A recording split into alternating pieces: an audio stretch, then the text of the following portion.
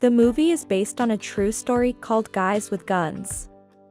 Comedy director Talk Willis, who previously directed the trilogy The Hangover, presented the world with a film based on real stories about how two 22-year-old guys pulled the U.S. Department of Defense. One of the film's main characters is called David Backhouse, and he is an international arms dealer. He knows exactly how much the ammunition of a U.S. Army soldier costs. In his youth, David dropped out of college, quarreled with his parents, and changed 6 different jobs. Now he is 22 years old and he massages the rich. It was time to change something, and he had an idea. The guy decided to sell bed linen, and he lost all his savings trying to sell this linen to nursing homes simply because it was too luxurious for them. Once, at a friend's funeral, David met a former childhood friend, Ephraim DeVerily. Ephraim returned from Los Angeles, where he and his uncle were selling confiscated weapons. Everything was going well, until his uncle cheated on him. The guy decided to return to Miami to start his own business. David has always admired Ephraim because when life beat David he endured and Ephraim fought back. In the morning David comes to Ephraim and becomes a witness to a telephone conversation. He understands that a friend is again engaged in the sale of weapons to the U.S. Army and makes very decent money. The government has a website where all the contracts for which you can apply are posted. Ephraim skips all large applications and looks for small ones. Serious competitors simply do not notice, and he tries crumbs, but these pie crumbs feed well. David returns home and finds out that his girlfriend is pregnant, and then a friend offers to work for him he needs. David at first does not agree, he hates war, but Ephraim persuades him and David says that now he will also sell underwear, but only to the U.S. Army. He spent the next 6 weeks on a crash course in arms dealing. Ephraim knew all the manufacturers, models, weight, where they are assembled about it. David spent days browsing the government website looking for undetected contracts they could squeeze into, and then hung on their phones making contacts with manufacturers all over Europe. Such as they called jackals, vultures who make money in war without even going to the battlefield. But instead of resentment, it evoked satisfaction. Once at the club, David tells Ephraim that he contacted a certain Henri Girard, and Ephraim is delighted. This guy supplies weapons to all wars and on both sides. Soon a client of a U.S. Army captain is found who confirms a big deal. Friends are delighted. This is another level. David hopes to receive a very large sum. The next day, David and his girlfriend go for their first ultrasound. While the doctor is examining the child, David's client calls and hears that the guns are coming from Italy. He asks if David is aware of the new Italian law. Their weapons cannot be delivered to Iraq. David heard about it for the first time and it was a problem, but he says that all agreements have been reached. David does not know what to do, but Ephraim says that he has already thought of everything. They are using Jordan because Italy has no problems with it. In the evening at dinner, David's friend warns him to be careful with Ephraim because he stole $70,000 from his uncle, but David says that it was the other way around, and then Ephraim enters the room. He says Jordanian customs has seized the berets. The captain calls. He is outraged by what happened and cancels the deal unilaterally, which means that they will never be given a single contract. Friends fly to Jordan. The U.S. Embassy was unable to help with customs issues, and they are taking matters into their own hands. They come to local mafiosi and give money. 3 days later they are called out. Friends comes down and sees a truck filled with weapons. Local offers to take him to Iraq. David does not agree, but Ephraim persuades him. It's only 800 kilometers away and his friends are going to Iraq. The driver, nicknamed Marlboro, says it's almost a safe 50-50. The guy is dumbfounded. On the night road they are stopped by the military. This is the border and hot negotiations are going on, but in the end the car is let through. For David, this is all some kind of madness. 6 months ago, he was a simple massage therapist from Miami, and now he is driving a truckload of weapons to Iraq. In the morning, David discovers that they have stopped at a gas station. He is looking for the driver, goes inside, and sees the corpse of a man. He's running, but he's behaving calmly. Here is a war zone. And then he sees that cars are going to the column. Ephraim jumps behind the wheel. The militants give chase.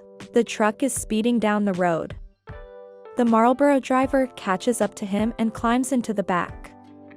But the pursuers are getting closer, and then friends see a helicopter flying towards them. It's the US military. Happy friends go further. They deliver the cargo on time. The captain is amazed. They brought weapons through the triangle of death. He apologizes, "Well done guys," and hands them the money. Returning to America, they learn that this deal made them famous. Orders poured in from all sides. They bought identical Porsches and apartments in the same building. Friends increased the campaign and recruited staff. One night David sees a huge order on the site. The Pentagon is arming the Afghans. And this is the biggest chance befallen by their company. They go to Las Vegas for the biggest arms trade show, and there they find out that even if they manage to get their hands on the Afghan deal, it will be a logistical nightmare because you have to connect a lot of sellers from all over the world. You need dozens of transport companies and hundreds of permits. None of this would be a problem for a major contractor. But not for them.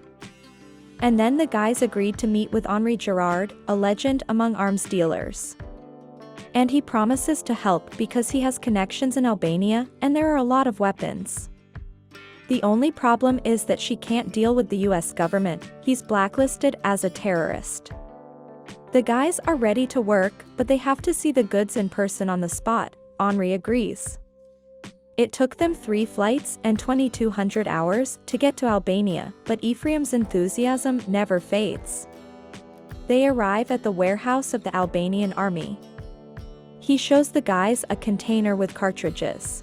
The entire US defense industry was squabbling over these cartridges, and they are in the hands of David and Ephraim.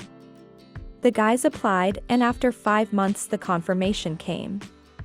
Before deliveries could begin, government approval had to be obtained, which was difficult. They didn't even have an accountant. So I had to falsify the documentation for the last 3 years. Their application impressed the military very much, because the offer of their company was $53 million cheaper than that of competitors. Ephraim is furious. David comes home and says he has to go back to Albania for a month. But his girlfriend says he's leaving because he lied to her about going to Iraq and showing her the wads of money he found behind the battery. David don't know what to say. The girl leaves. In the office, Ephraim gives David a golden grenade with the inscription, "My partner David, the whole world is yours." And David signs the partnership agreement. David tries to call his wife, but she doesn't want to talk to him. David travels to a warehouse in Albania and supervises the loading of goods. Ephraim at this time in the club, David tells them they have problems with cartridges, they are Chinese. Wrapped around their fingers. The guys call Henri, he doesn't understand what the problem is. Ephraim explains America has embargoed China, the Pentagon won't take that kind of ammo, but Henri is adamant if they don't check the crates it's their own fault. Let them do their job and the government will turn a blind eye. The main thing is not to interfere with them. Guys are desperate. Once returning from a run, David finds Ephraim in his room. He comes up with an amazing idea. Repack ammo. Change heavy wooden boxes for cardboard boxes and, of course, change the inscriptions. It's illegal, but there are simply no options. The guys go to Enver, who has a warehouse company. They have over 68,000 boxes, they need a lot of boxes.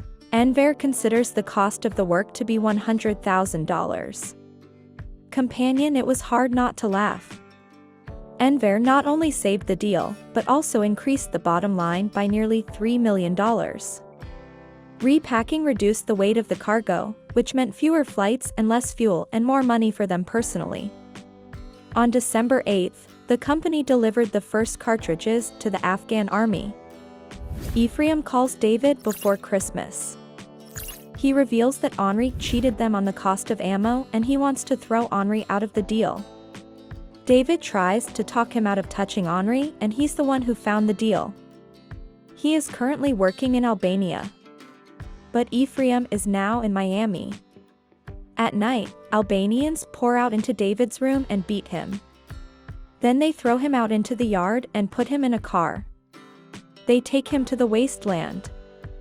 Andre, who appears, points a gun at him and asks if David really hoped to throw him out of this deal. They beat him for the last time and leave. David comes to Enver and says that he hasn't been paid and his partner isn't answering his calls. David says that he is flying to Miami and will find out everything there and immediately transfer the money. David is tired of Albania and was not going to return. He comes to Genya and tells her the truth. The guy swears that he will never cheat on her again because he loves her so much. He seems to be better off becoming a massage therapist again. Wife forgives him. David comes to Ephraim. He wants his share back. He's out of business. Ephraim refuses, but David threatens a lawyer. And finally, he breaks the partition with a golden grenade. 3 months later, the ex-partners meet in a cafe. Ephraim, it's a pity that everything turned out this way. He is ready to pay $200,000 of his earnings. Million, and then David says that he made copies of all the fake accounts. He has all the documents in his hands and that he can bury it. But Ephraim objects. He will bury everyone. After all, they did everything together, only now Ephraim does not intend to pay him anything. A few days later, the phone rings at David's house. The journalist says that the department is investigating Chinese cartridges and wants to hear the details. The girl offers to call her uncle's lawyer. David leaves the apartment and meets Ephraim in the elevator. He remembers their childhood. In spite of everything, David is his best friend. He asks for forgiveness. David laughs. He does not believe in the sincerity of a friend and then hits him in the face. FBI agents meet them at the elevator.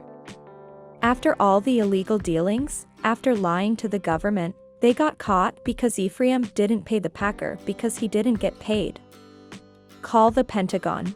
On all TV channels there are news in which everyone is surprised how young guys could deceive the government in such a way.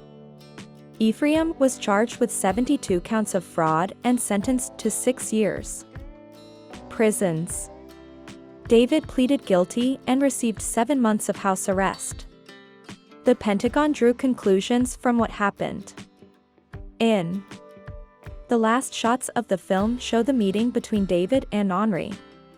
He wants to apologize for Albania. He had wrong information. He is grateful that David did not mention his name at the trial.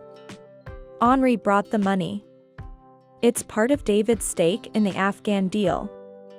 Thanks for watching to the end. Do not forget to subscribe to the channel, and if you are interested in the topic of retelling, then watch our next video.